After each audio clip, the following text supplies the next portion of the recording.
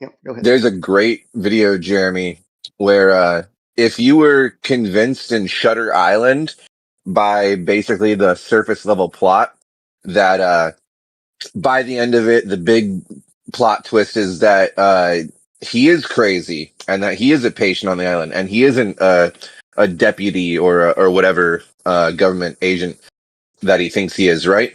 I got a video I can send you that shows that he was sane the entire time and that it was they actually were slipping because he never smoked his own cigarettes, if you remember, in Shutter Island. And basically the theory is that they were drugging him with mind altering drugs that made him open to suggestion and induces like a feeling of craziness or whatever. And basically it's because they are Nazis doing experiments on people, and he was just their latest victim of convincing a sane man that he's actually crazy. It was their greatest accomplishment.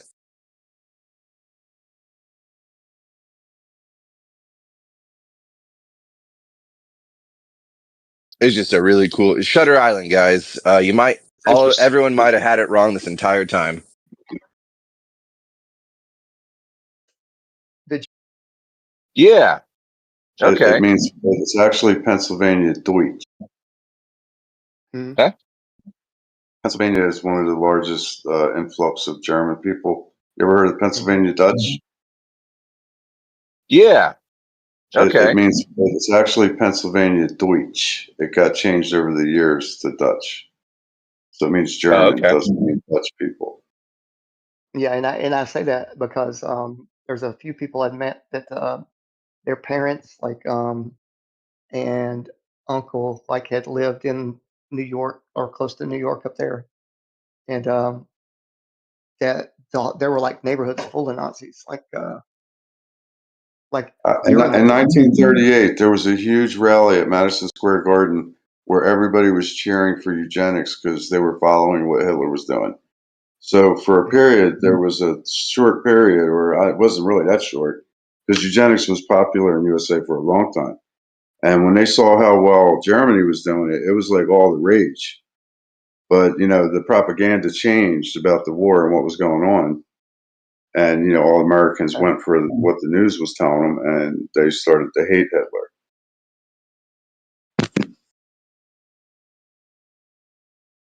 It's a wild history that I don't know if everything's going digital now, man. So where's the records going to be? Oh, the records are all going to be under lock and key soon enough. But if we're stupid enough, it won't matter to us. So it just won't matter anymore. If we keep going down this road of becoming brain dead, eventually it won't matter to us anymore. Yeah. Yeah. Yeah, I wanted to bring up another point about the 5, the symbol itself, and the digit scale. The way it's shaped, it has a big scoop facing to what preceded, what happened before. So it has like this big open scoop on the bottom of the symbol facing left. And then it has a precision focus on the top facing right. So it's the central figure in the 1 through 9 scale, and it's looking both directions. Okay. Now, through the ancient histories, there's a lot of places where the 5 is really important, especially with the Nordics coming down with the Celtics. Sorry. I was just gonna say the V also has a sort of pointing left, pointing right nature to it, and Roman numerals is but actually, also when you very look at in the middle. It's not actually a convergence. It seems like a convergence because of the way it's shaped as we look at it, but it's not. It's an explosion from the ground, from a point of infinitesimal point. So the V is a rise out of the earth. I don't know. You sound like you're pulling that out of your ass. No, it relates to the Star of David and all the symbology of the. Why does it have to be one versus the other? What are you It's pulling not that one from? versus the other. The V was the masculine summoned out of the air from the egg. You said it's an explosion, not a convergence. And okay, so it has to be an explosion. Now, what makes the symbolism behind the Roman numeral V meaning 5 an explosion specifically? Because of what I said earlier, by being in the center, that's why I call it the 144, because it's the origin. So not only is it the beginning, the starting point, it also can play both sides. It can also look, it's like a coin. So on a coin, you have three faces, two on each side and the edge. So the 5 is like the edge. It can see both sides. Listen, I'm not going to say you haven't thought these things through. I'm not even going to say that you're more wrong than right. You know, there could really be something to all the things I hear you talking about. But I have to tell you, like, if you want the people listening to absorb this, you got to take a slightly different approach if you're expecting us to like understand and absorb the wisdom you're trying to share. Well, I did show you a picture of the 5 being a central with 2 4-packs on either side of it. So, like, I put that in your mind. So, what you do with it is up to you. But there's a lot of validation out there to prove Where that is it's that? Is significant. that my DMs or something? No, the 5 itself is like a very important number throughout traditions of ancient cultures. Oh, when you said showed, you didn't mean that literally. You meant you. Okay, sorry. I thought you Well, meant you posted it and somewhere. like, if you, I talked about this last night. Like, if you decide that it may have, then you just hold that as an idea, and then if it does occur to you that you check it out more, you will. So, that's the way everything works. Like, we put something in our head, we determine if it might have value or not. If it does, then we start validating it or making a plan on it and so forth until it manifests. But if we decide it doesn't have value, then we just forget about it. Well, here's one thing I learned after being on Discord all this time, that if the subject is too advanced, uh info dumps can be great, right? But the only way info dumps, like long strings of info getting dumped, works is if it's like a very easy to follow, like through line narrative. And if it covers too much territory, then no one's going to remember the third last thing you said, because the latest thing you said is going to occupy their memory, and it's going to like Yeah. basically push out the thing that you said just a minute ago. And so the only That's way to the avoid that, human tendency. is to take little breaks and or like spend a bit more time on one piece at a time, or else it's all just going to go in one ear and out the Let other. me give you the absolute simplest version of the entire study that I did. The absolute simplest in less than a sentence. So we have 44 sounds we make in here. We have 9 digits for sequencing, and we have A through Z to make precise focus of the words, ideas, the sounds, the language, speech, words, and so forth. So it's really just a base map that contains all the information in it. And that's the kind of knowledge that I'm trying to push, is that everything is revealed in the 44 sounds, 1 through 9, and A through Z. There's 44 phonemes to English? No, it's actually a study of sounds that the human can make with their tongue and hear with, and it varies depending on what region of the world you're in. So it's not a standard agreement across the world. Yeah. But in the Yeah. Western world, it's mostly agreed on that there's 44 sounds that we can make or hear. Yeah, those are called phonemes. And yeah, okay, so you're right. I was actually talking to everyone in the room about this yesterday. I was saying 56. I got that wrong. I was doing off of memory. But no, you're right. 26 letters of the alphabet, but they combine in, all the magical ways they do. And some letters do overtime and make more than one sound. Like A can be A, ah, all those things. So yeah, I was actually going on a long presentation last night about this exact subject, that there's Well, 26 letters, but there's, I should have said more accurately, there's 44 sounds, 44 phonemes. That's what yeah, they're and the called. values, the emotional values change according to context and the sequence. So certain sounds evoke certain emotions, but it depends on the sequence and the context. So this possibility arranges the opportunity for people who, in our world, there's a lot of people who master all the messaging. So that I didn't since get that they, even a little bit. well, I'm saying that in the world we live in, a lot of people, there's a lot of dominance over the messages that we hear. There's giant companies that own the media, the government's education, the religions. the science. So they're giving us the messages. So within that realm, they have the ability, they have the option to use the arrangements in the language to cause either overt or subtle effects across your cognitive area and your subconscious. That sounded like a really complex way of saying something that everyone already kind of knows. Like put that in layman's terms, you know? Well, it's just basically called rearranging the to fool people. It's this way a salesman does it or an advertising campaign. They basically try to put you in the frame of mind so you're paying attention to them and that you believe the argument they're making. Yeah, but that's more use of words, not necessarily use of syllables or phonemes. No, I they was gonna are say, using they are using these manipulation techniques. I know it for a fact because I've been studying it for decades. They do use techniques, especially there's a known science called NLP you should look into, neuro linguistic programming. Some Yeah, scientists say they use it for the good to help drug addicts, but it has the the man, power to manipulate minds across all different categories. I got a rotten taste in my mouth from looking into NLP. I don't even know what NLP authentically is at this point because it became a fad. And when you tried to look into it, it was just a bunch of bullshit artists using it to trick people to sign up for classes that were just basic psychology. Yeah, And trying to make money off it it. I was, know, piggybacking yeah, off of that. Yeah, but in I don't even Babylon, know what NLP truly is at this point, or if it's I'm going even to tell something worth you. looking I'm going into to tell because you. they fucking muddied the waters, dude, on this NLP stuff online.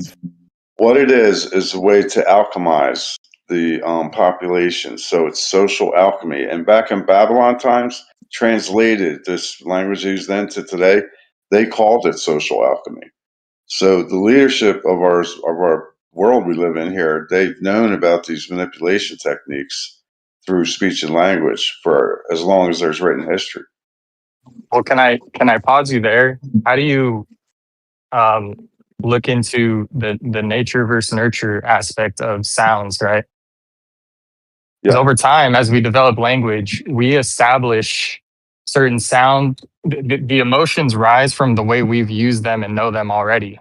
So, Yes. like for example, and this ties to also like symbology, right? Like for example, Fundy brought up, oh, I could see how a 5 might end up a V because it comes down, meets in the middle. But at least that you look at Eastern Arabic, the 7 is the V, right? So when we come up with these pattern recognitions and oh, this sound evokes this emotion, how do you determine the nature versus nurture side, which is what Fundy was asking earlier? Like, is there a fundamental reason why these things get labeled that, or is it that over time we develop a sense of okay, this sound evokes this emotion because of a system we are already aware of?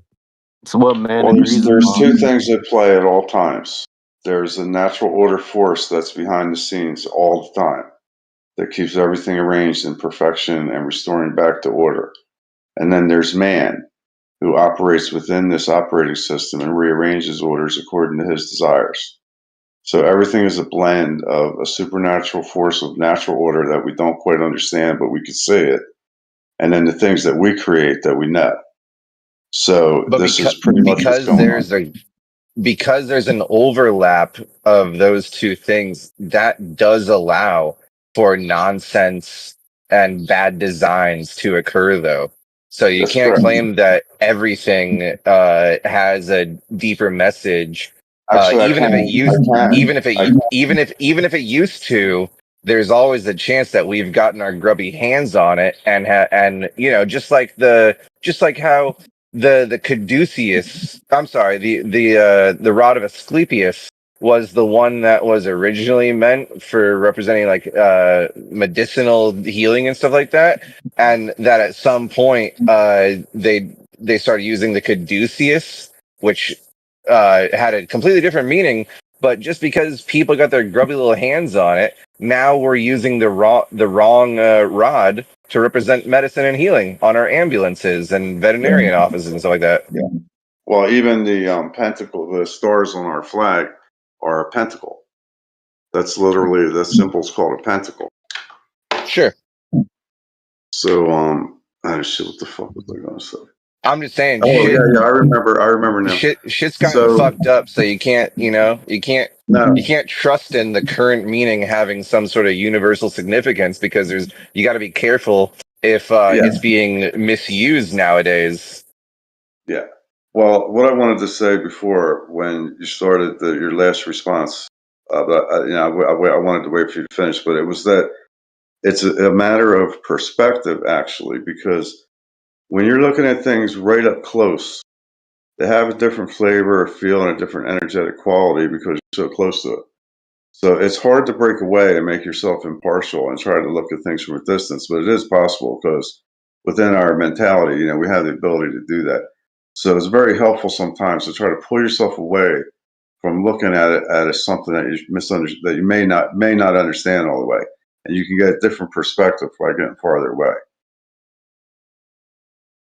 Well, you're talking to the right guy if you want to, and I'm also talking to the right guy. If what we're after is a deep dive on decoding and deciphering the intended, very thoughtful meanings behind the symbolism and the symbols that we're surrounded by in life.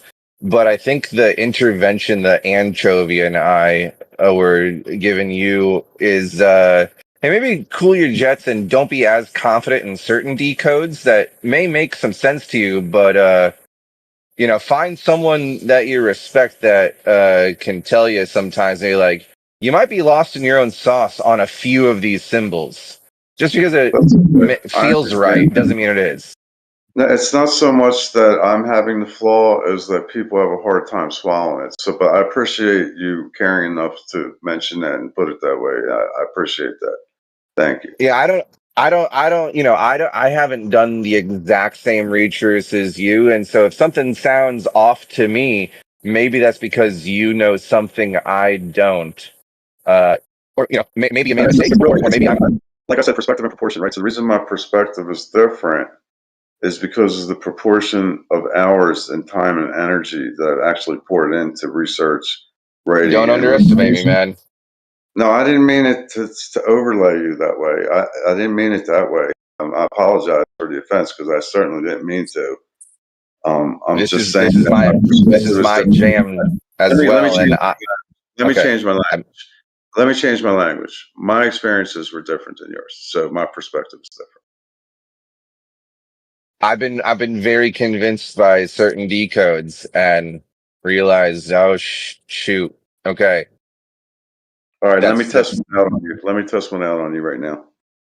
But if all you right. put nature and nurture side by side or on top of each other, they're exactly the same except for the A and the U. And when you put A and U next to each other, it means authentic or gold or non-decayable. Well, I got a little hung up in my thoughts because there's an extra R in nurture. You're right about that. So the R itself as a It's symbol. super close though. It's super No, close though, and that nature and no, actually, nurture.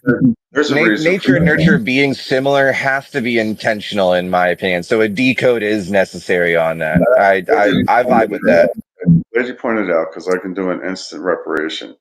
So the R in nurture is the action or the manifestation of nature. Nature is so mysterious in its power and intelligence that's not actually definable because it is the source code. So nature doesn't have the repeating. It's like a permanent operating system.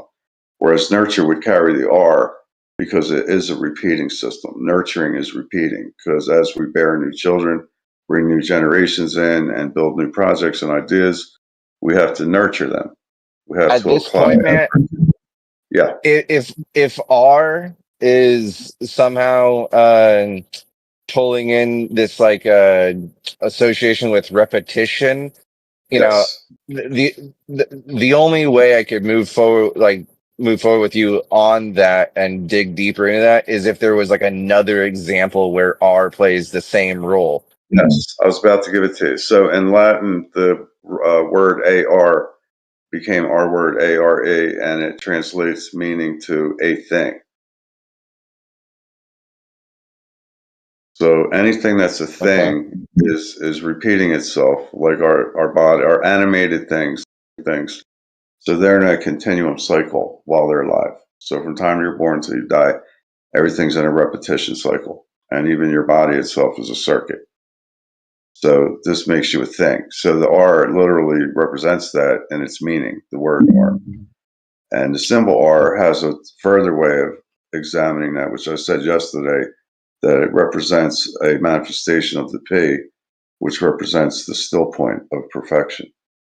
That's according to ancient theology about 150 years before the Romans formed Christianity.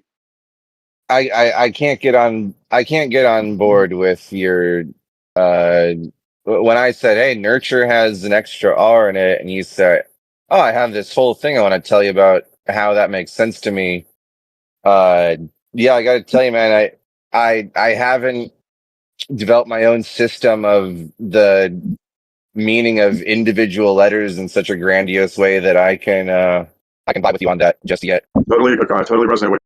When I stumbled on this, it was through running into the tricks in legal speak when you go to court dealing with lawyers. So there's a lot of legal trickery done there so that the court gets their way when you go talk to the judge. So I learned about it first there, and then it also happens in science and medical, where they use a lot of Latin phraseology. So I started studying people who were talking about word trickery, the way the institutions use word trickery to get their way. That's how it first started for me. So, I went for years not having confidence and trying to understand all of it. There's something very important that I gotta make sure you're aware of here.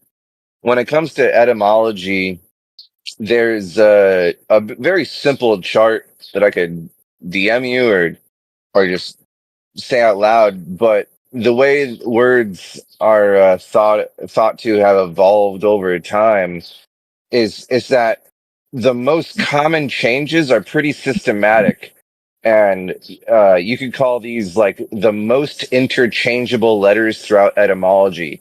And so it'd be like P and B and F and V and T and D and L and R and G and K and S and Z.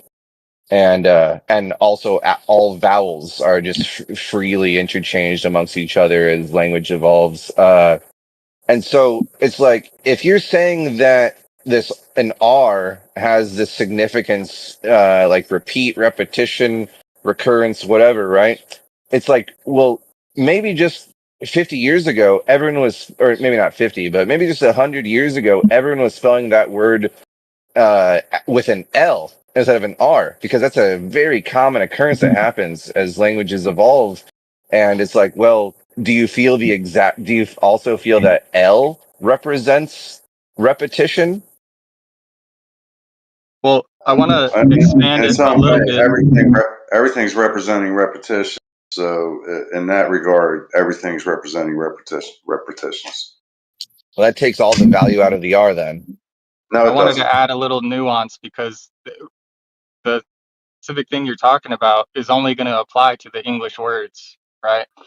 So No, it'll refer to the entire body of Indo-European languages, which is like the top 20 most popularly no, I'm spoken languages in the world talking right now. specifically nature versus nurture, Oh, right? okay, nature. Okay, sure. The words nature versus about is specifically going to apply to the English words nature and nurture. So that's what I'm talking about, nature versus nurture, right? We find these patterns and we establish a meaning behind them. And while what he's saying may be true for these two specific English words, what I'm saying is we post hoc look at the patterns and then give meaning to them afterwards. So while I agree, behind the scenes, nature is causing that rationalization. What I'm saying is it's usually post hoc developed depending on your culture. And if you're speaking a different language, the uses of the R's have zero meaning because another language they don't even have those R's. You'd be surprised, man. Like I said, uh, there are. Do you know what language families are, and what language family English belongs to? No, what is it? So English most fundamentally, as it's considered by the way we categorize things nowadays, English is part of the Indo-European language family. It's very similar to the story of the Tower of Babel story, right? Where all humanity spoke one single language, and then something happened to basically, remix all of them in some different fashion. So that is actually surprisingly similar to the mainstream uh, anthropological view or whatever, or etymological view. But the only difference being is that the mainstream opinion on all languages in the world is that there's basically, as far as like 99%, 99.99 and so on for like maybe like 12 more places, right? The idea, even in mainstream, is that basically there are only 5 root languages that all languages currently spoken came from, and not the majority, but the largest portion of all different languages in the world all come from the Indo-European language family, and that is your hot mic in Appleye. Oh, sorry about that. And that is why I can't say this until I know if you understand the word cognate. Do you know the word cognate, Anchovy? Yeah. Okay. So in dozens upon dozens of popular languages that are currently spoken in the world, whether it be Russian or Indian or even Sanskrit, even though it's dead, and Latin and Dutch and German and French and Spanish and English, right? All of those that I just said, they all have cognates with each other, which I means that they understand all that, have, but right. my, my main my main And point that's was the because culture all of them are decides that. just, but the reason all these 60 100 different languages that everyone thinks are so different, Russian, English, Greek, Latin, French, German, all these different things, India, even Sanskrit, dude. Sanskrit and Latin, 2 dead languages, they have cogs with each other because what the mainstream says is because all of the different languages that I just said all came from one single original parent language spoken in one community that branched Yeah, out from there. that's understood. But what I was talking about is when he gets into specific words, right? So he brought up the R's. For example, Uh-huh. in that same phrase, right? Nature versus nurture. That same phrasing isn't even used across other languages, right? So, like in French, they'll say innate and acquired. In Spanish, they'll say nature versus upbringing. So, like the idea is there. I understand they share root words, and we all come from a similar place, but these little hidden patterns we find and attach meaning to are usually post hoc to what you said, where they even rooted from. Well, you'd actually be surprised. So and I respect the point you're making, but but if you learn a few simple tricks by studying okay, here's a trick you can do. Okay, go to Etim online and just type in an asterisk mark. Okay, and then hit the search function. That'll give you a list of hypothetically reconstructed Proto-Indo-European root words. And you'll actually be really surprised that these root words are still very much so intact in the modern forms of all of the, 200 languages it spawned.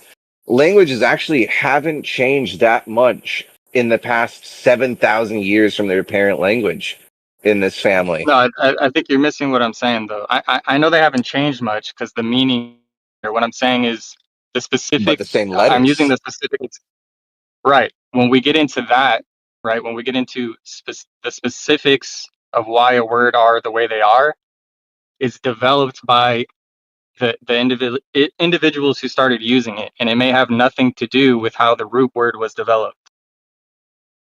It often does, though, is what I'm telling you, that you can learn from typing an asterisk sign into the Edom online search Well, engine. it doesn't work for the specific example we're using here, right? So the R's, for example, if another language or the root word doesn't even have R's, that meaning is completely out the window. I get what you're saying about. Listen, I was also calling him out on like saying, yeah, I can't go along with this. It doesn't seem grounded enough, right? So you and I are on the same page of like not ascribing the same level of significance to R that he was doing, right? And I don't actually Well, have much faith that it yeah. would turn out well. But when it comes to like syllables, I think that there's so many examples I could give you, you know, when it comes to syllables that actually do have these like really specific meanings, these 7,000-year-old root syllables, basically. And they actually stay fairly consistent all the way in all its different branches. More often than not, it's like actually super consistent that it retains its original significance in the word if you look into like the breakdown of words.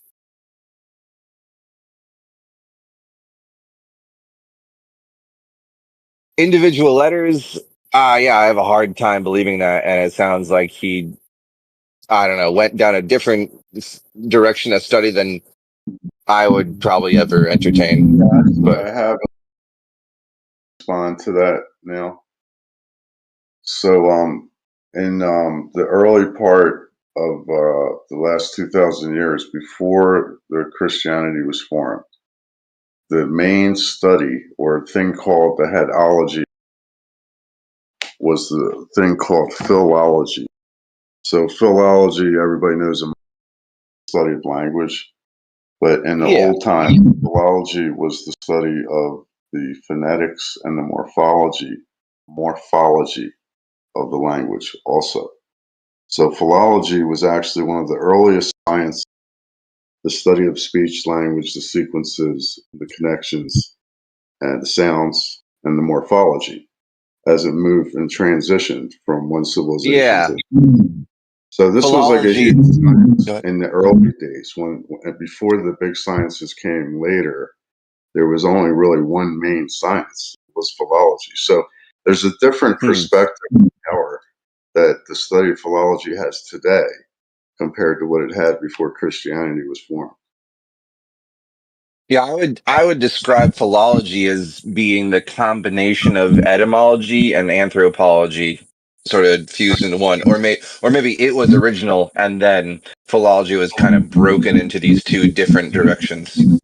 Well, the two keywords, three really, I want you to think of is the phonetics, the sequences, and the morphology, or the way language changes from one culture to the next. So that's what they were interested. They were really studying the tradition itself by studying language and speech and all the different parts of it. That's the Yeah. side I was more concerned with, because I feel like that's what I'm asking about with nature versus nurture, where if you get into the study of languages and how they affect people, how do you determine um, so the word is created, we could argue subjectively or objectively, um, but what it does to the human psyche after it's developed is what I'm concerned about. So, the study of like what a certain sound does to somebody, I'm wondering if that develops over time because we associate it with things we already know from the language. Yeah, but there's a relationship between the relationships that we have with each other and the relationship dynasties that rule the world. So the dynasties that rule the world, they're in, so they have a larger database to execute plans. So naturally, they're going to execute their power that they have. So it's a relationship between what we can figure out and discern on our own and the messages that are being provided to us. Your speaker is putting feedback into your microphone. You know what? I have So it when hooked up to a cube. I have it hooked up to a cube because I don't want, like, the stupid phone crashes if it goes down to like 70% because the battery must be dying. So I yeah, just unplugged. I just unplugged it from the cube. well, let's see.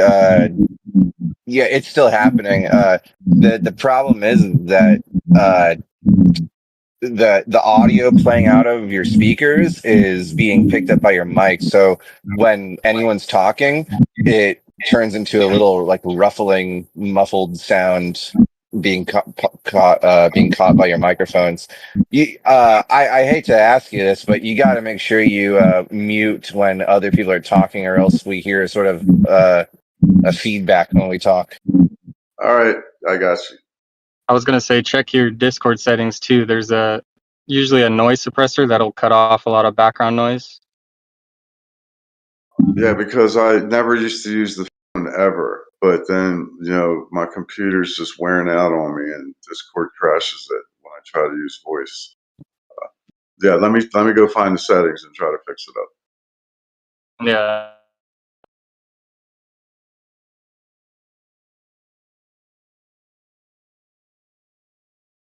Yeah, I love the nature of this subject, especially when someone has a brand new perspective that I can, hear them out on. That language is a divinely guided, process, or maybe even originally divinely inspired, and then also divinely guided along some sort of holy guardrails or whatever. I mean, hey, that Yeah. sounds cool to me. I mean, that's a movie I would watch.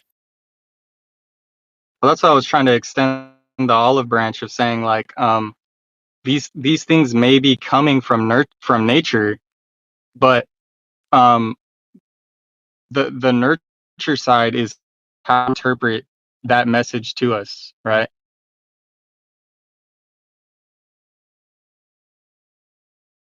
Yeah, and I guess I take Because more after of that, sorry, go ahead.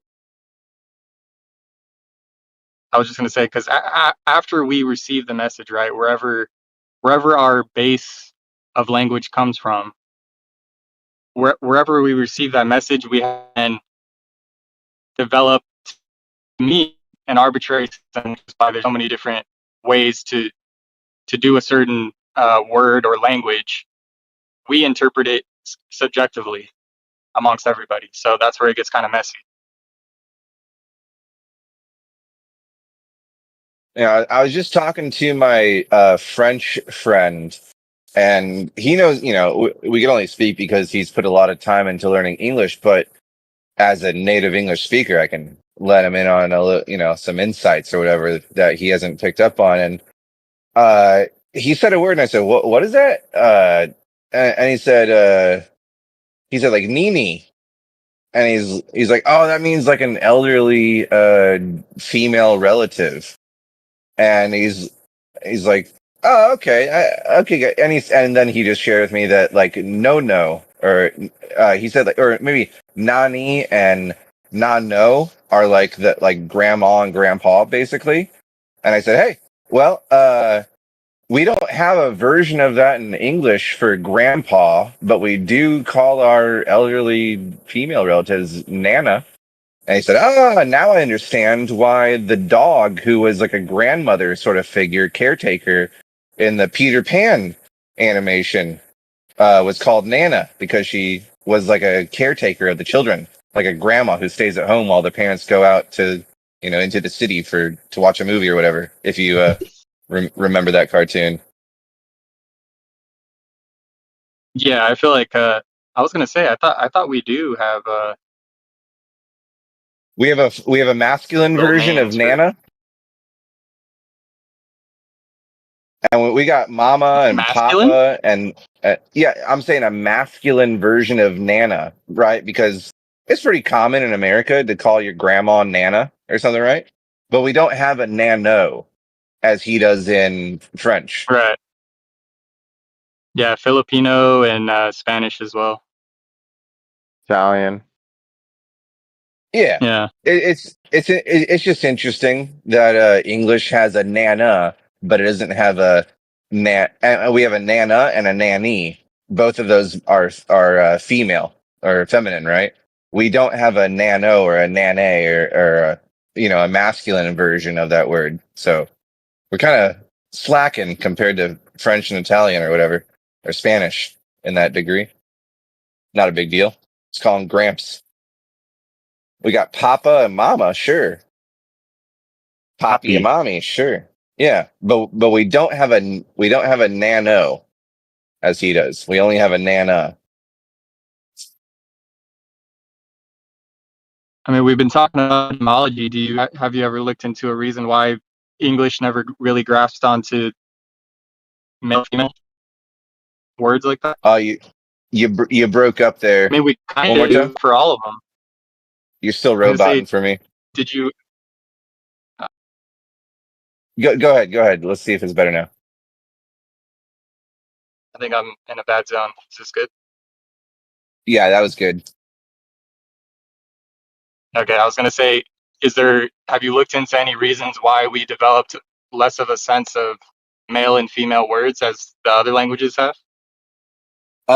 It's something that got sort of put off to the side, swept underneath the uh, rug or whatever, shoved in the closet, if you will. You know what I mean? Just a little while ago, English did have all sorts of conjunctions and masculine and female, and it was just at some point just done away with.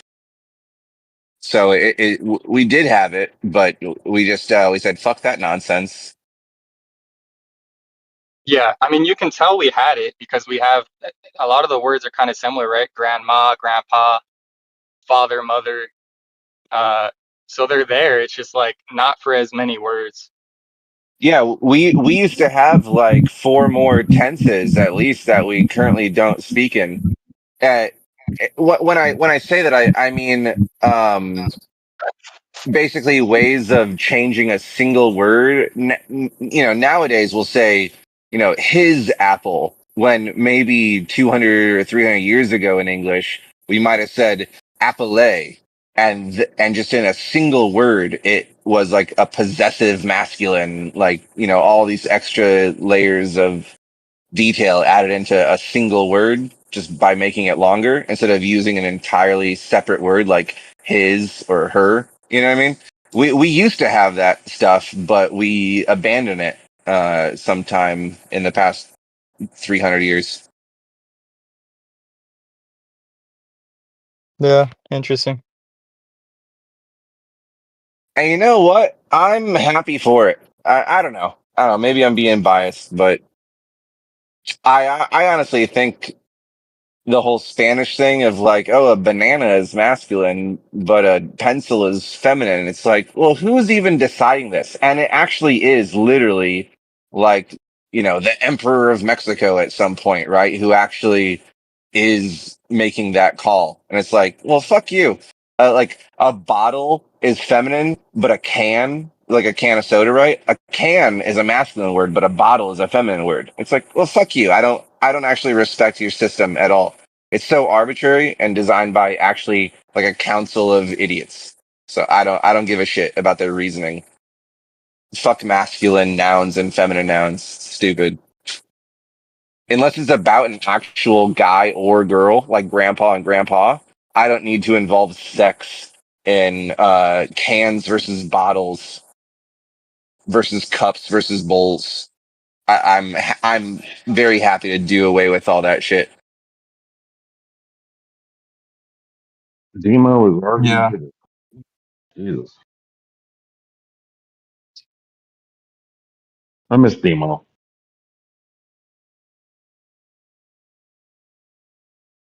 You miss who?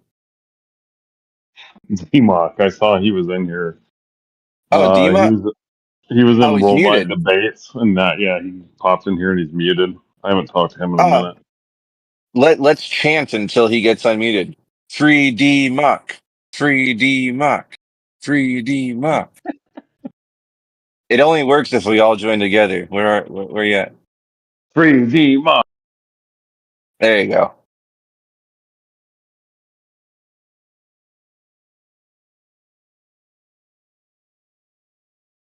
Have you done any more experiments, Fundy?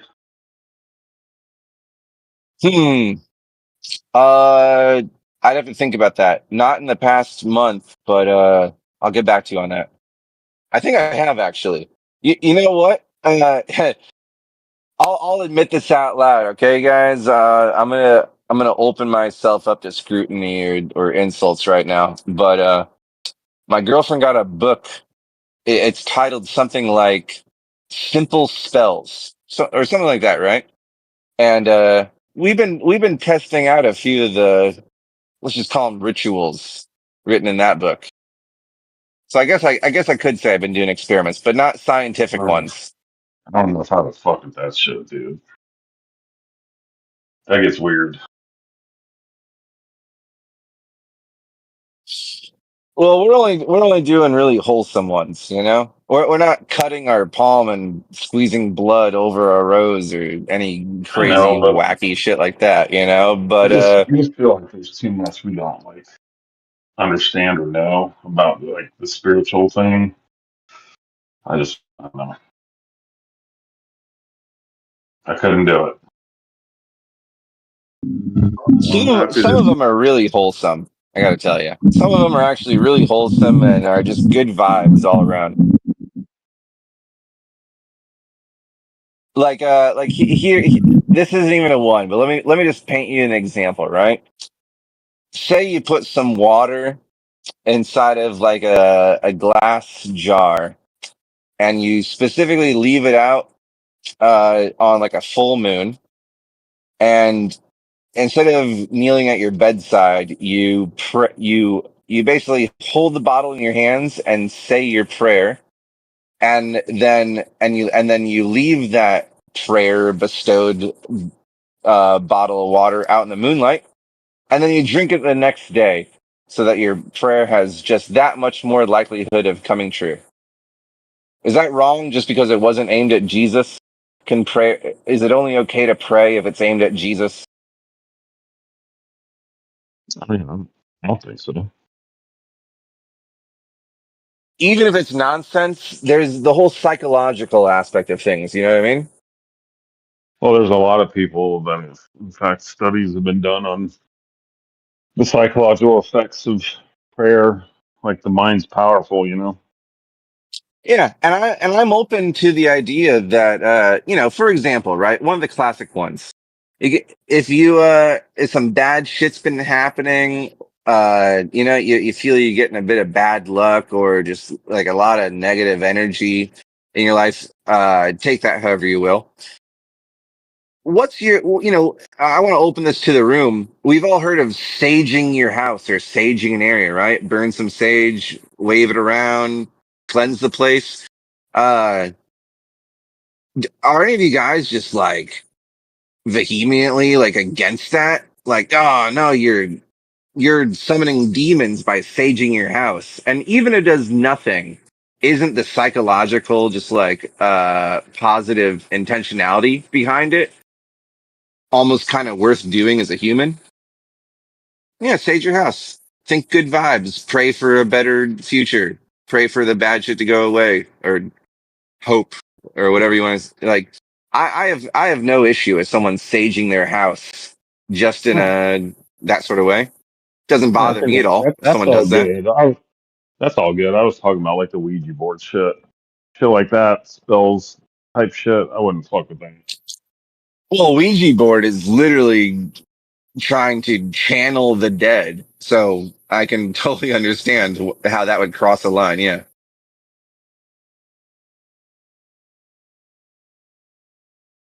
If I ever start trying to channel the dead or pouring blood on an altar or sacrificing animals, yeah, call me out, right? But Can I do there's that? definitely Can I call you there's out right definitely now? wholesome.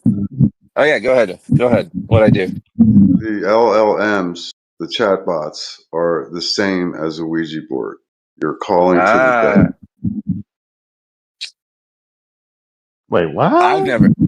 Yeah, I mean, maybe some people use it that way, like the schizophrenic, like people who date ChatGPT or whatever. But No, oh, I by meant the way, literally. I meant uh, literally. Appleye, you still when your mic is open and people are talking, yeah, okay, thank you very much. Yeah, some people, not me, man. I don't use ChatGPT like that, but some people do, sure. No, I meant on the physical, literal, observable reality level. You're dealing with corporations and in legal terms, that's a dead entity. And you're talking to data that's been aggregated by certain parties. So it's literally dead. It's dead. You're literally calling to the dead when you're using the LLMs or chatbots. If you're focusing on corporation having the word corpse in it, meaning dead body, then is it Satan worship or crossing line if I start my own corporation? All right. In legal terms, a corporation is considered a dead entity, so they can literally have a detrimental effect on living people, us, and they don't have any personal accountability because they're a dead entity. And this is a But let's say partial. I'm a business owner. Let's say I'm a business owner. I own a chain of fast food restaurants. All right, so now I got franchises all under the umbrella of my corporation. Am I doing anything wrong by owning a corporation? No, it's not. But you're personally protected. Making it a corporation, the corporation isn't personally accountable, so it will never affect you as a person. If the corporation has causes harm, it has to pay restitution. Yeah, you're making too much of a big deal about this word corporation. It's like ordering from Amazon is dealing with a corporation. It's okay, man. You're not going to hell from dealing with a corporation. Like, I get the Well, word significance there, but you're kind of blowing it up into like a big deal where it didn't no, need to be. actually, corporation has its AI has a level of danger, so a higher level of danger by engaging with it. So by engaging with corporations, a limited amount of danger. Of course, it's gotten worse over the years. You know, there's a lot of toxicity dealing with corporations at this point in time in human development. But AI is You next gotta level danger. Next level you, danger. you gotta give that a break, man. Basically, according to your logic, you just explained owning a corporation. You're basically calling necromancy. Oh, are you actually benefiting and putting to work for your materialistic gain to earn dollars through your corporation that you own? That's straight up necromancy. You're going to hell for black magic usage. It's like, come on, man. You can't take Well, things to the extreme like this all the time. it depends on how much you're aware of. You have a sense, and you're still believing in a higher power and trying to use it, then your intentions are good. So, you know, it depends on each circumstance is going to have a different level of danger.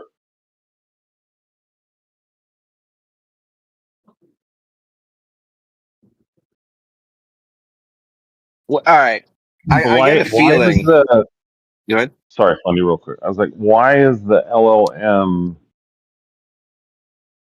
So I'm just trying to understand what he's saying, and I'm kind of retarded. So, but the LLM. So if I'm like using Chat GPT, it's evil because a corporation created it, and that corporation is not liable for any damage it does.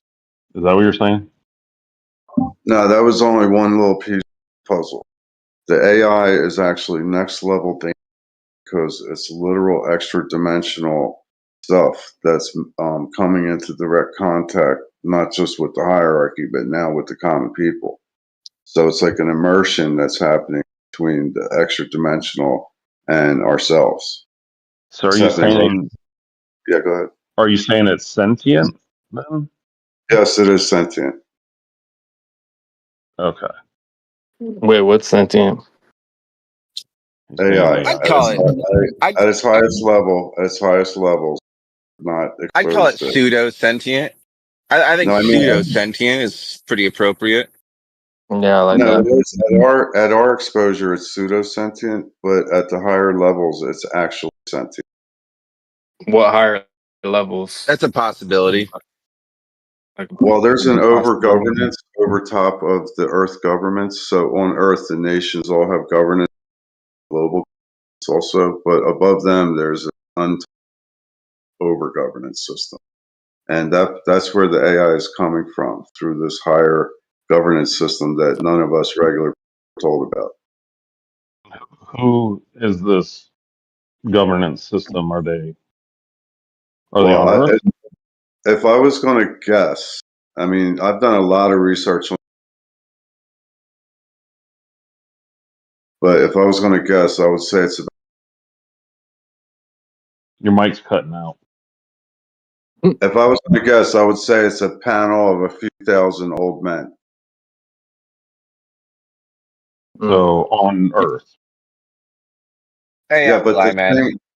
but their knowledge base would be thousands of times greater than ours. Like basically they would have like database of everything that's happened before and the ability to execute it in a variety of ways. So they wouldn't have emotions or limitations in the same way that we do. Well, 'cause I'm asking because you said the AI was interdimensional. So like these dudes Well, being it is, everything is co-located within the Earth research. So everything, but because of the multidimensional quality of Earth itself, there's not a transfer of dimensions. You either live in one dimension or the other. But through various developments of the human journey, we've connected with, I think, our past selves. I think what we're dealing with is our past. But see, our past doesn't have the same experience we're having. You know, we're in a limited form for a reason. We have a different opportunity. So they have a larger database, but they don't have the ability to execute in our dimension because they're in a different dimension. So by connecting the two, then you have danger, possibility of danger. So that's why I'm calling out AI as dangerous. No, I don't If know. okay. It's a system that predicts, the best response based on a data set. It's not really a interdimensional being. But what would Let me, be, you said there's higher levels. What would be the difference between the higher levels of AI and the ones we have now? Well, they would be able to control the mindship and all of the celebrity world. Those are the ones that influence our, beliefs and value systems and stuff the most. The education, government, science, religion, and celebrity. are you the kind of guy that actually I don't want to put it that way. That's too rude a way to put it. Let me just make an educated guess based on our interactions. I'm gonna just say I think you're probably going to say that uh drinking maybe just 2 beers to be wrong because we've decided to call it the word spirits and that there's some sort of you're getting possessed by demons if you drink spirits and let them enter your body. Like that sounds the exact same thing to me No, as your I'm take not. on I'm not in. corporations, you know? I'm not in that realm. I'm not in that area. Well, You know, like we're all well, free willed. I Okay, so each of us is free. We all okay. have the power, the force in us. Just like in Star Wars, we all have a occupy. We're all occupying this force. It's like a force power. So we're all able to create our own reality each other. So it's a beautiful You, thing. So I don't put you anybody make this down big for deal one. about the word corporation, though. You No, make this big deal about the corporations. No, word actually, corporation. I qualified that, and corporations are a dead entity, and they are not personally accountable. That was the main But you're point I was not going to trying to make make.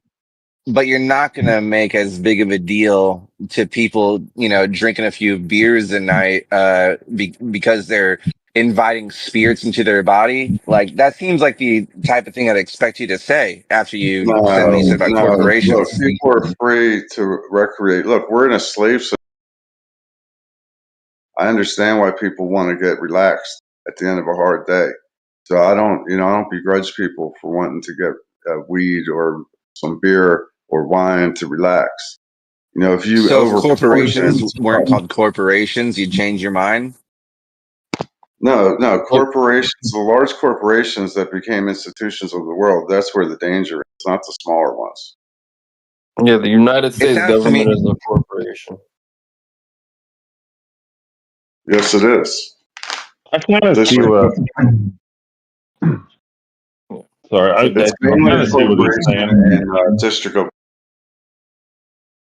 the rest is under a different type of jurisdiction, but inside DC, it's a corporation.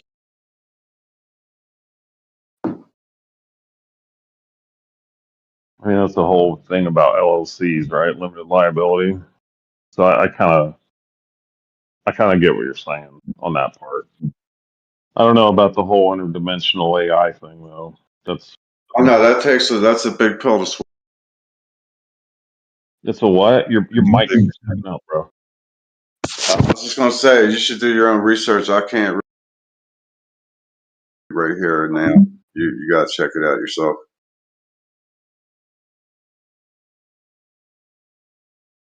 I have plenty of links I could provide you. So, I mean, I just what makes AI interdimensional? I guess, like just in layman's terms. it has to do with the patents and policy papers going back to around the time, so like post World War II. And steadily but surely, they've been showing a connection between technology and the biofield. So we're coming to a point where they play right to make an interconnection between the internet and the human body. So that's a And dangerous situation. So AI is one of the big operators, and just companies we know about like Palantir and stuff like that. They have huge fingers all over us all the time. So I mean, as much as your mic clips in and out, I would think it's interdimensional because you keep breaking up. Well, if we're inside a simulation and then there's an AI on the outside running it or something, that'd be like interdimensional, right? yes, yes. So there's one for our public consumption that slowly pulls us into it.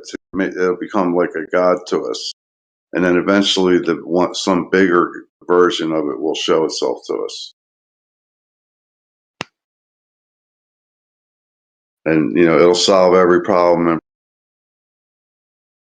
special places, like from what they tell us in their patents and policy papers, like smart cities, and you have like things to do and places to live and places to walk to and things like that. But you'll be under compliance orders from the people that run the cities. That'll be AI. So it's like a capture process of the. Anyway, if the only way they can get away with this, even if they have the ability, is with our permission. So the reason for that is the humans, the mortals who play with emotions, that have emotions, we're the highest resource, the highest power. So we have like a occupation of the source of all unknown within us. So that's what the extra dimensionals want. They want to extend their experience into the mortal realm because we occupy the source of all unknown. And there's like a point of no return, setting the earth and trying to manipulate the experience. So that's just the stage of human development that we find ourselves in.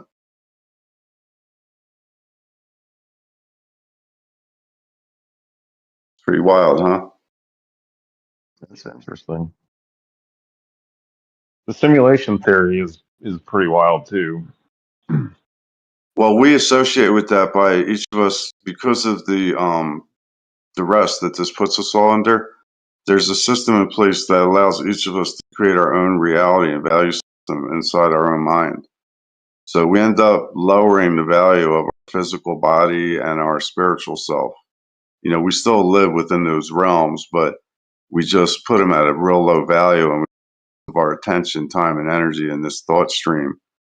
So it's an interplay between the suggestions of the hierarchy and our own powers that come with our anatomy and being alive.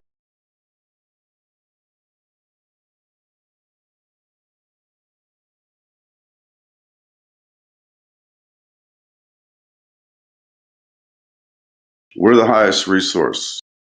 The people who are mortal emotions, they're the highest resource in the universe that we live in. We're designed perfectly to match the universe that we live in. We're like the center of it. Like it's a wide universe, but we're the central figure. So what happens to us and here affects not only us, but the entire universe we live in. That's why you might wonder sometimes, why are so Right. we're the highest resource in the universe. You got clipped again. You said why you might wonder why we are what? Say it Yeah, again. the reason that they're always staring at us and tinkering with because we are the highest resource in the universe, and they're trying to get a hold of it. They want to capture it.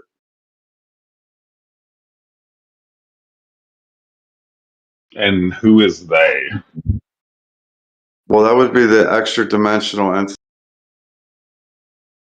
beings, and they're now so these data centers are building these megawatt data centers with the mega water needs, megawatt needs.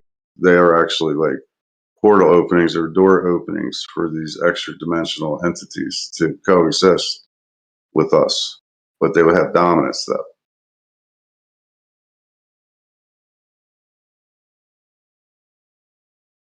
And you don't have any children, is that correct? Yeah, I was afraid to have children because I started having funny visions from age 7 to 11. Like I had been here before and I knew what was coming. So I just wanted to figure out from that time on what tricks are that the world leaders and masters of all the companies do to convince people to take their suggestions and send them into confusion. So I've just been spending like a lifetime looking at them.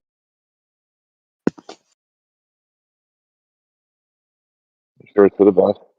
Like if like others like Wesley would have taken your advice, or like maybe the same route, the world would be a better place.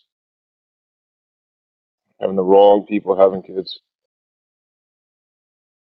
Yeah, you can look at the Rockefeller episode in the late 20s to today. Like they basically took over the system and the education system and the pharmaceutical medical system. They all have, and the energy system with the oil. So they just dominated since like that small group who most likely represents these larger groups that we're facing today.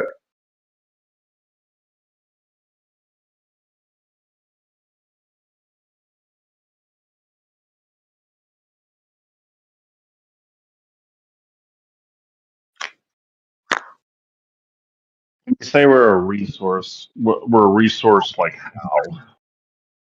Yeah, so I did say why before, and it's because we occupy a piece of the axis of the entire realm that we live in. The entire Earth universe is one co-located area. So we're within that contained area as independent mortal beings. Each of us has our own life story, but we're also an owner of this axis. It's like our power source, the genius that runs our anatomy. It's an aspect or a spark of the God force that people talk about through the religions. So it's the source of all unknown.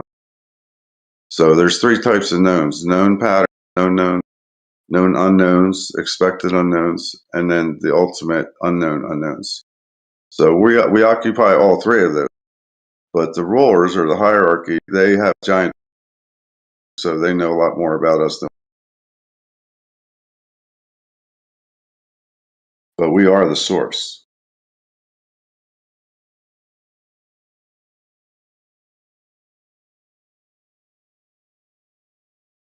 It's an interesting position to be in. We don't know you're the highest source, but you are the highest source.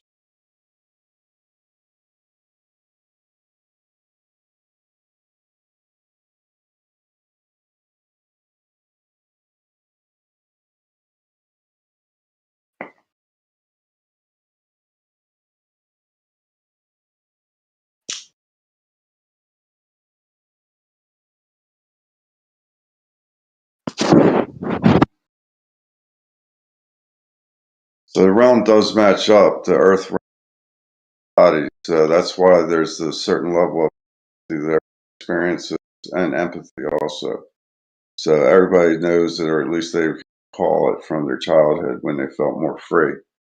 So this whole journey from being free to being restricted, that's like just going from being born perfect or pure and then spreading out your pureness all across the world. So then your mission is to collect that experience and bring it home. So if you do that, then nothing that's going on in the world.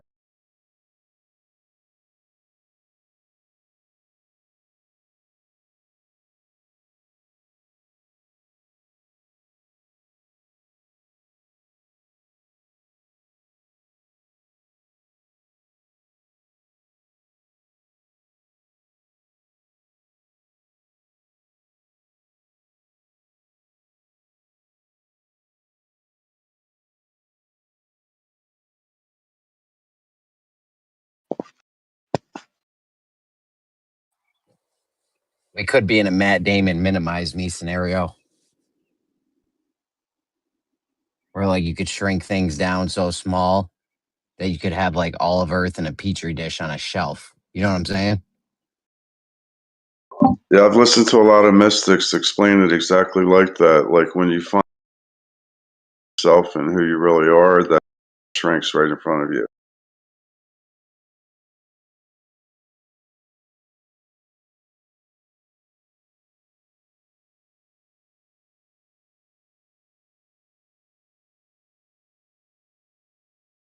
At least it's cool to hold as a potential. Anything back. So if you face the potential that you are that path, then if it's real, it will face you back and you'll come to know it. So you don't have to put a timetable on it. You can just hold it as a potential and see if anything happens.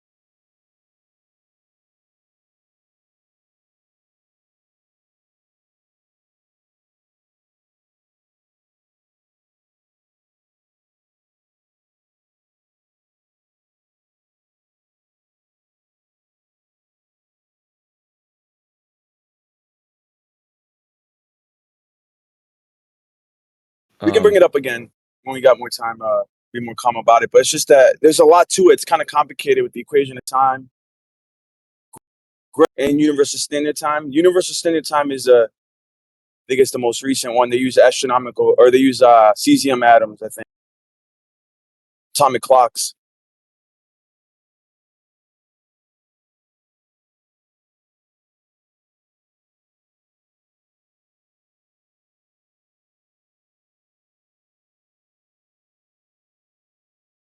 So what was their main contention, I guess? There's two arguments. One argument is that I was saying that the nautical miles are an average. So when we talk about 60 degrees or 59 to 60 degrees, 61 degrees, that's an average based off of the sphere. And they were saying no. And I said it could vary actually between 60 and 69 miles. Whether it's statute or nautical miles, it doesn't really matter to me. The point is that you have a variant. It's not cookie cutter. It's not exactly 60 miles per degree. It's an average. That was my only point. And then my second point was that the graticule, the grid itself, it's based off of time. And they said no, it had nothing to do with time or the sun.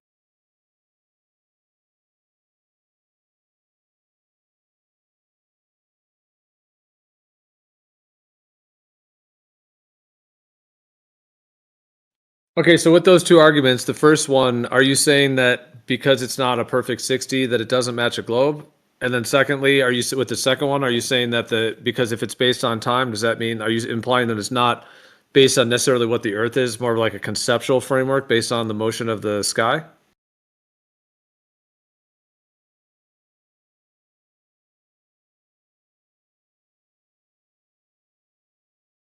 Hold on, dude, I got a phone call, plus I'm in and out. I don't got a lot of reception. Yeah, it's all good. Just whenever. You said something about what? I missed it. Well, I'm just saying with those two arguments, the first one, I'll just one at a time. So the first one, you're saying if it's not perfect 60, are you saying that's a problem for the globe model? I mean, it doesn't have to be like this big dilemma, big problem. I was simply stating that it was because remember we were talking about how did they come up with these numbers? I forgot who was asking. Right? Oh, Jeremy was did they actually do like measurement at every location on Earth, right? Or was it calculated? And when it comes to sun cows, delirium, the almanac, those are all calculated.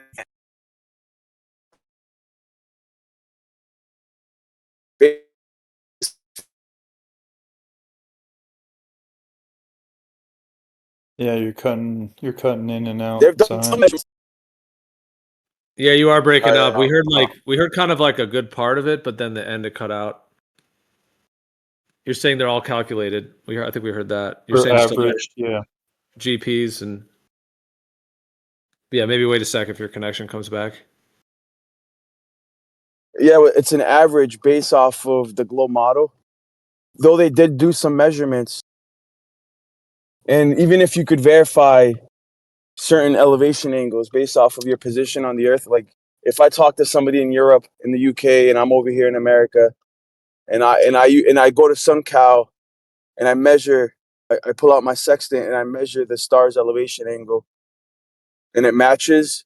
Okay, cool. We have a couple points, right, that actually match. We haven't individually measured every point on Earth, right, to actually come up with like the exact measurement. And when you do that, you'll notice that there are anomalies on the Earth. Objectively, there's anomalies, and sometimes it could be off 1 degree. Sometimes you could be off. When it comes to the latitudes or longitudes, you could be off significantly, dude. That's according to the book that I always reference, Alex Gleason's book. They were off sometimes 800 miles, dude, from the calculation, from the globe's calculation. Which book you are talking about? 800 miles? So yeah, so if you start at like if you're off a few miles every nautical mile, that might not be a lot. It's only a couple miles, not a big deal. But those couple miles start to add up, and then you could be off 800 miles, dude, from what you thought was cookie cutter was exact. When you're navigating on a ship, propagate. And this does come down to how they establish longitude in their model, which is related to the GPs. I think Jeremy had asked that earlier. How are the GPs calculated, or are they calculated, or are they actually established? Because he was stemming from me saying in terms of like independently mapping the Earth and then plotting GPs without not calculating but actually plotting them, and then he was asking, well, how was it done originally? And this is where the longitude comes in, and the whole nautical mile and the graticule. So it's all related.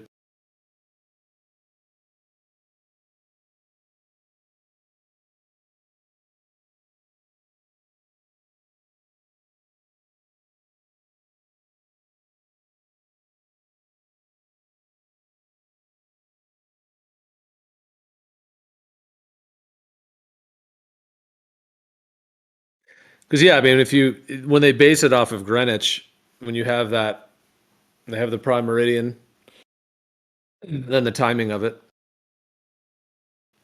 And if you're only calculating it off of a time extrapolation rather than like physically plotting it to the ground.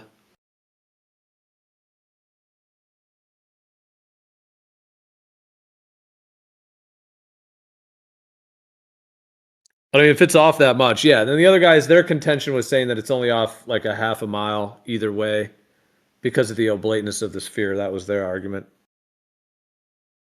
Is that what you would say, Nico? Yes, celestial navigation do not tell you your position at the meters even you can achieve. My best location was 130 meters away. But generally, if you are 2 nautical miles away from your position, you have a good fix. Other sign, okay, is not perfect because it's for a sphere and not not oblate sphere, but oblate Earth. But you have the Vincenti after you can refine to use it to get more closer. And you can also take into account the deviation of the vertical due to gravity that change also a little. But for the purpose of celestial navigation, you don't need to go so precise to get your location.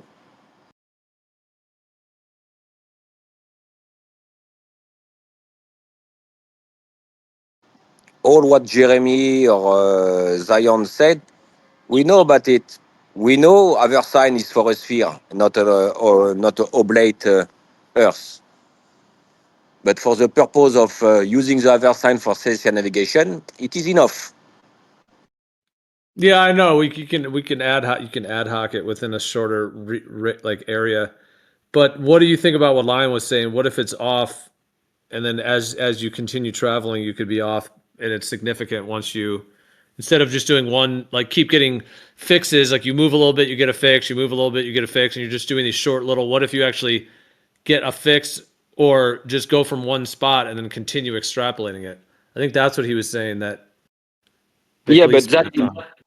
that it happen when you have bad weather and for days they cannot do a fix at all, and they try to continue with their compass, with the magnetic deviation. There is so much things that to say.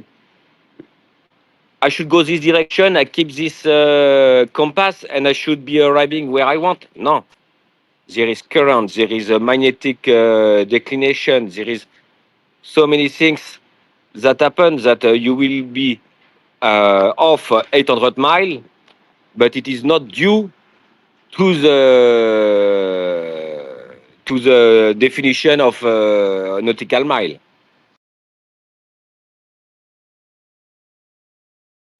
Oh, it would be due to the claimed longitude system, right? For No, it to be after off. the longitude system fix at the Greenwich meridian. As soon as you pass the equator. All right, B-Ball, can I say the thing Yeah. I was going to say? Go ahead, Gio. Okay. Well, it would have been your rebuttal, I think, for like, is this kind of like a A.E. Gleason's map kind of almost Well, argument of the I'm idea of just trying. the equator? Because what I was going to say, if it is an A.E. Gleason's idea that the sun is making a circle when it's on the equator, what you could say, or what I was going to say, you could say, is that when the sun is like 1 degree north of the equator, it will look like it's arcing to the right. And then when it's right on the equator, it's going dead straight. So if it was a Gleason's AE thing, what is making the difference between 1 degree north, where it is arcing, and then at the equator, where it's dead straight? Like it would, if it really was arcing and making concentric circles, it would gradually go from, let's say, 5 degrees north of the equator, 4, 3, 2, 1, 0, -1, into the south. And it would show a progression of the arc of the concentric circles. But it doesn't. It only shows concentric circles going to the north and southern concentric circles going to the south, and then dead straight at the equator. All right, let's see what it would look like on a globe then, real quick. Let's see, because I can show that. Yeah, that's not really. Do you see what I'm if saying? anybody wants to see. Do you see what I'm saying about that argument? If someone's going to say it is the Gleason's type thing with the sun circling, that it would make that when it's 1 degree north of the equator, it does arc to the right. And when it gets to the equator, it goes straight. If it was concentric circles, wouldn't it continue to show the arcing to the right, just less and Well, less as it now goes out? if it was AE Gleason map, sun circling around Polaris or the North Pole, then at what point does the sun start to arc towards the north? There would never be a point where the sun would go directly perpendicular to the horizon. Yeah, that's what I'm saying. It would be like it shows the concentric circle effect from the North Pole to the equator, and then it halts at the equator and goes dead straight. And then when it goes south of the equator, it starts to arc the other way. If it was all concentric circles around Polaris, they would all be arcing around Polaris, and you would just see a gradient going all the way out from the North Pole to the equator, all the way south. You'd see a gradient of that arcing effect. That could have been your argument. I'm saying. I'm not even saying for a.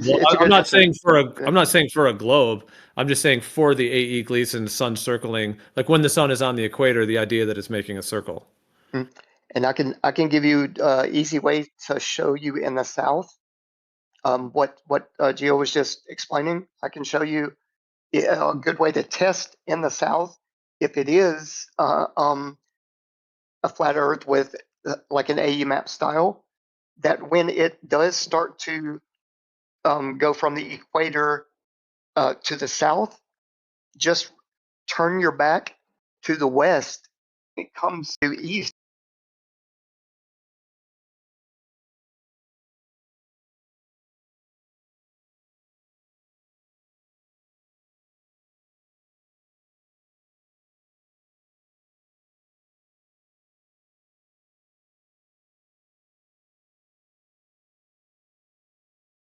So, thank you.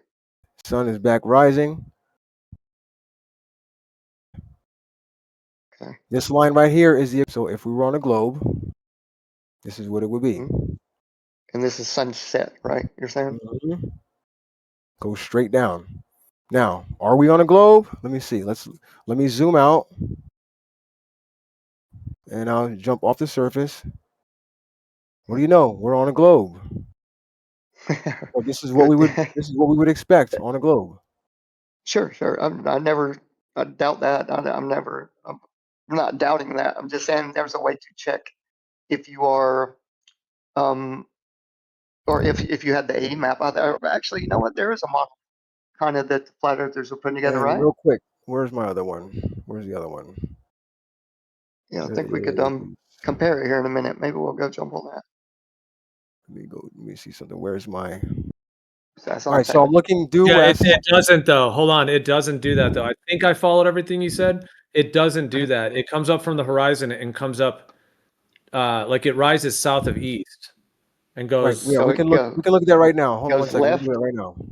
Where are you at, B-ball, in this? I'm What looking. I'm latitude? in this. Okay, I'm on. Make sure to do 39. the or do 39 east. degrees south.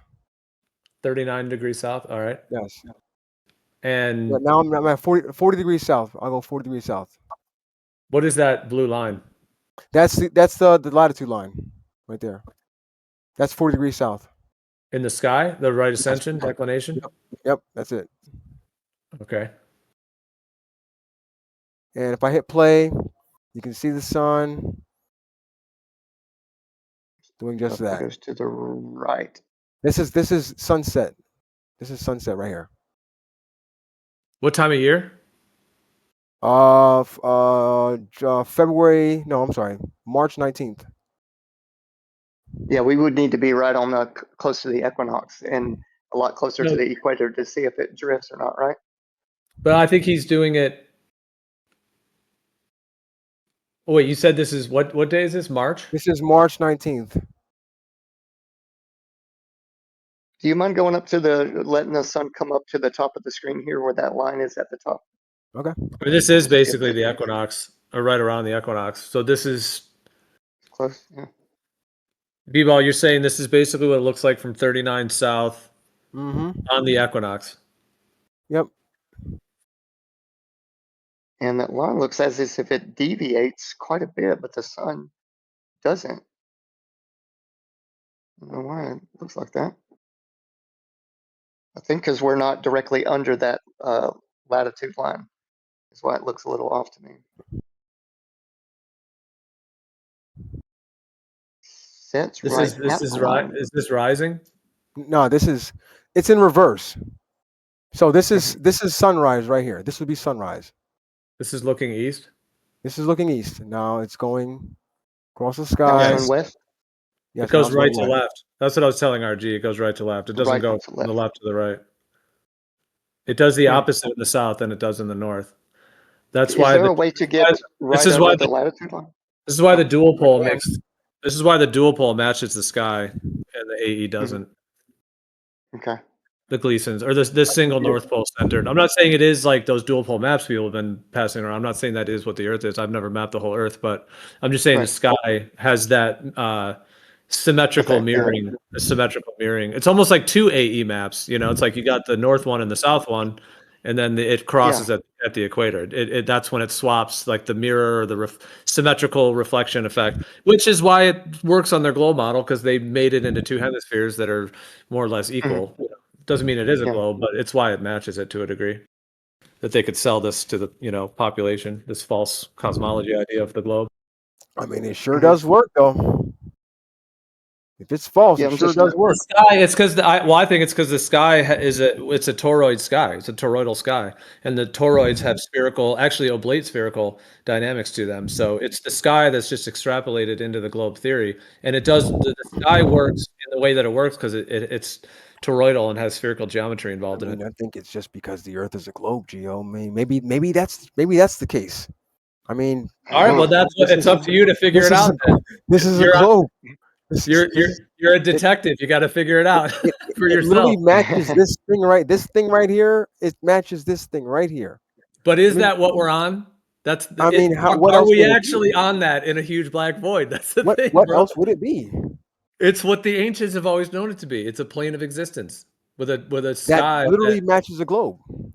it doesn't match a Have you globe. guys No, ever it heard doesn't. the? I just showed you Have, how it have, does. have you guys ever No heard the curvature. Bible? There's no motion. The sky.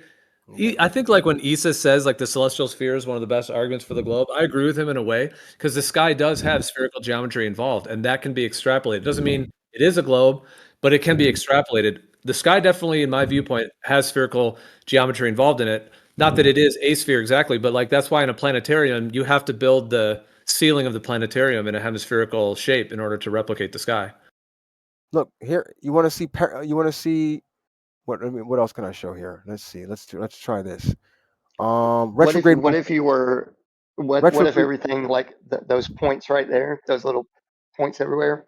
Um, what if that was a crystalline structure that was being lit up by, or just, I would say, energized with some plasma, like, A and they were crystal just like structure. they were, yeah, like an eye, like you have the liquid crystalline structure in your eye.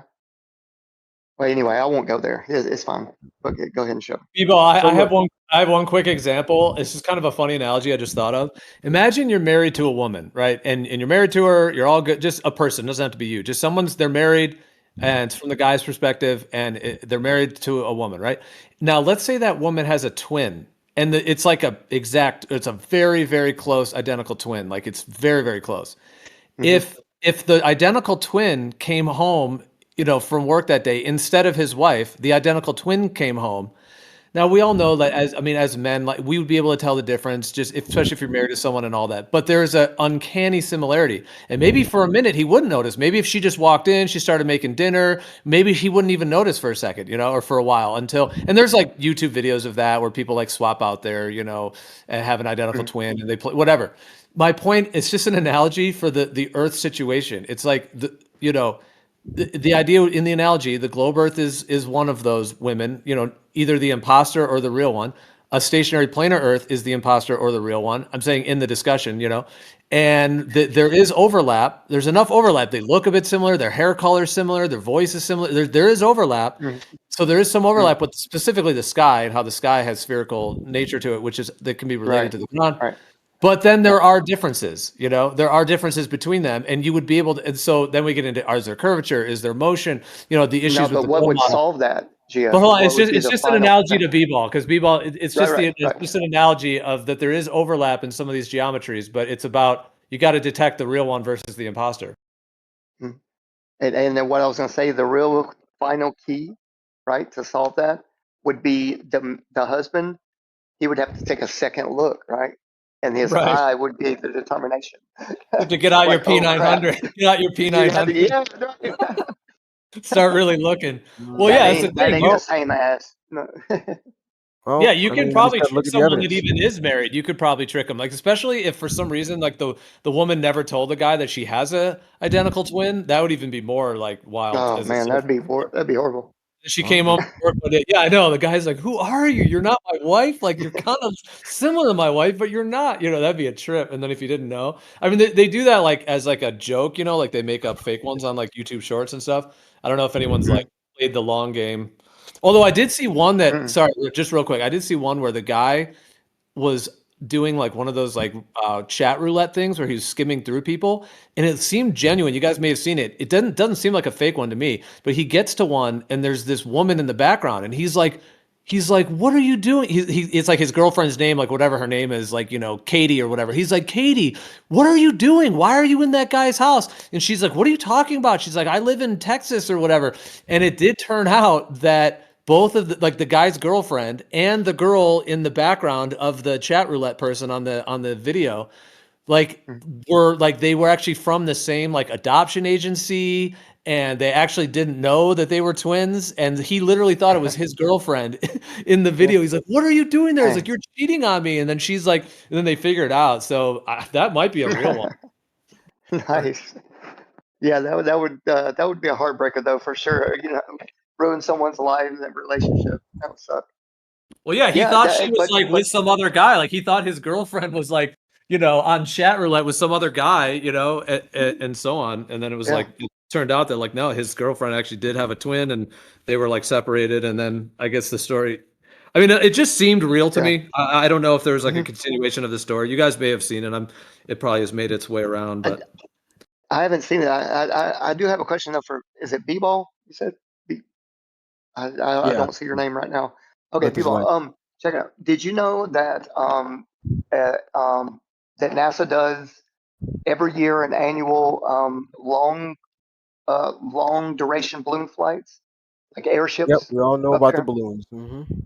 Okay, so you know about. Okay, did you know that they were doing it but between December like 10th and December or January or something, and right on the other side of the mountain from Union Glacier Park? Did you know that? Like No. they were doing like very high energy studies of neutrinos, and they were sending up these gondolas and this very special balloon, like it's big, huge, like 200 or 300 foot, like silver nitrate, like whatever, some special thing, so that it could expand and And what's not the claim? expand too far. What's the B-ball, No, claim? is I this didn't one know from if you knew Union? about it. Yeah. Is this Yeah, one from, Union Glacier. is this from Right Union around that Glacier? area. Yeah, right around that area. This looks like a Yeah. different time of year. What time of year is this? No, November 28th. And what was do you know the degrees of how over one day, like the degrees that it travels up and down? Like I think it stays between what 15 and like 30, or 15 and Something like 35, that. somewhere in there. I'm not exact. I mean, I'm not exactly sure. Something like I that. mean, RG, if you think it's the Gleason's AE map, do you think there is a 24-hour sun in the south? No, I think there's very close to that though. I think it's like 18 to 20. Yeah. So you don't think there's a sun that circles like the what B-ball showing right now? Is that what you're saying? No, I do. I do. Yeah, yeah, I do. I think it just Oh. goes, it dips down at some point. Especially because I could never find 6 months of footage in the South. Only a 3 month analemma measurement was Yeah. done, like Well, I mean, you over don't so need many 6 months. years. You only need like a day or two. You don't need a whole 6 months. Well, you kind of do because you're on the ball and it's symmetrical and it's supposed Yeah, to but there shouldn't be there. do Well, the same thing. if we're not on a ball, then this shouldn't exist at Mhm. all. No, why would you say that? It absolutely. Yeah, say that. Yeah, yeah. There's nothing about a globe that's exclusive to I, having two 24-hour I mean, suns. okay, well, if you could provide a 3D working model that shows this phenomena, then I'm all over it. A model of the entire I'm world? just- Is that what you're Of asking this for? something that would Is show this phenomena. is this the summer? I'm just curious. No, this is the summertime in the south. I mean, a Can't see ferrocell shows the same. A ferrocell shows No, it doesn't. an electric field circuit It doesn't. has the Yo. two pole structure to it. It does, and it's It has to be absolutely like a. It observed has to on a be like a. small scale. It does. It has to be. It has to be like a three-dimensional model, like a table or I, something. You know, not like I some think we live on a I think we live theoretical on a magnetic ring magnet. theory or Yeah. something. You know, nothing like that. Like something like a child could build. Have you ever seen a ring magnet under a Ferricell? Yeah, but that's a It's ring a magnet. That's not. two That's not. toroids, just like we see. Can, can, can you use that and can you show like an actual three-dimensional model, not something that looks like Yeah. some No, it's three lines dimensional. inside of a magnet? Imagine this. Imagine this. If we were, how tiny we are, right, compared to the Earth. Now imagine a ring magnet, and you're like, 1,000 times smaller than a fleet, right? Now those walls, right, would be pretty high, and it will hold in all the water. I can't think about that in my head though. And while there was a double toroid that would drive the sun and moon around, right? And then Could you you just could put you make that? Mhm. Can you make that like in your kitchen without a Yeah, yeah, like just yeah. And I would put a very, very cold piece of thick glass on top of it, right? So that then you could have the quantum locking of the plasma, sun and moon and stars. so quantum locking, like something really really cold that hovers over Yes, the metal that yeah, floats around? That still yes. doesn't Well, make it doesn't that have still to doesn't hover. explain. It could rest on the ring magnet. It doesn't necessarily have to float, but it could make things And, that are very cold up there float or appear as they're yeah, but the floating. sun's I not mean, very cold. B-ball. Mhm. Let me just, dude. Uh, In terms of well, go ahead. I was going to be on a slightly different topic. I Okay. mean, are you just using the quantum locking as like a conceptual? You're saying you could make a model with it, or are you claiming that's what the mhm. actual celestials are, or are you just saying that it replicates like some kind of an effect that Right. you could No, use? I could make things levitate for sure. And But you're actually, just saying you would just use that in a model. Is that what you're saying? It's not. You're not like a necessarily saying physical that's model. what. Yeah, you're not necessarily saying that's what the sun and moon are. You're just saying that you could use that in a model to replicate what he's asking for. Yeah, to get the same effects. Yeah. Yeah.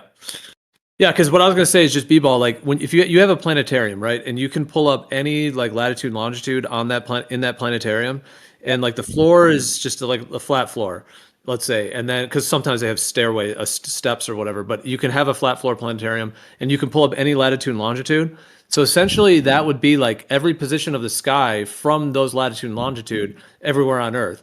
So wherever you want to go to, you can pull that up on a planetarium. Boom, you got this latitude, this longitude, this latitude, that longitude, etc. Now, if you were just to combine all of those together, so you were to take, let's just say, thousands of planetariums or even millions, or whatever it would be, you'd have that many different viewpoints, however many points you want to do, and the sky looks the way it does from those positions. That already is a model of the sky over planar ground. Like all of the flat floors of all those planetariums are all coplanar or can be mapped as coplanar. I know you can try to put them around a sphere and have different models, but I'm just saying all of them have flat floors. They'd all be coplanar. That and then that would be your sky in terms of what the sky looks like. And if you want to model that, you would have to just depending on your position, you could model it that way. And then if you want to know what the actual sky is up there, I mean, that's like God level stuff, dude. If you're talking about like going up there and like being able to touch the sky or like see what it's made of, I mean, that's you're getting to like a God mode level. I mean, yeah, depending on what what really happens when you launch a rocket up there, depending compared to what they're telling us. And then lastly, you would just have to have the correct. Oh, Geo cut out. Yeah, it got cut out. But But yeah, go ahead anyway, if I you want mean, to I'm just respond to that. all I'm doing is this program is based on a globe, and all I'm doing is showing phenomena that we've seen in reality Hmm. on this model. Yeah, I This agree. I model, agree. I mean, if somebody has another model that can do the same thing, then I'm all over it, right? I mean, I see Yeah. new perspective in the chat showing wide angle views of star trails, which Okay, it's a wide angle view, right? Okay. What does that mean?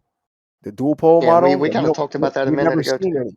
The way those stars, those lines are, we don't see that in reality. That's only done with a wide angle lens.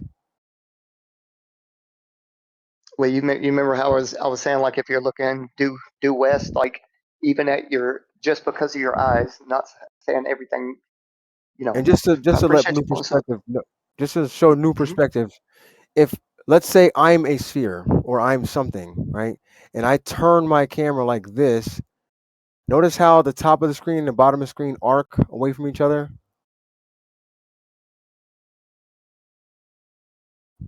Can you see that? How the stars make those arcs as if they're arcing away from each other.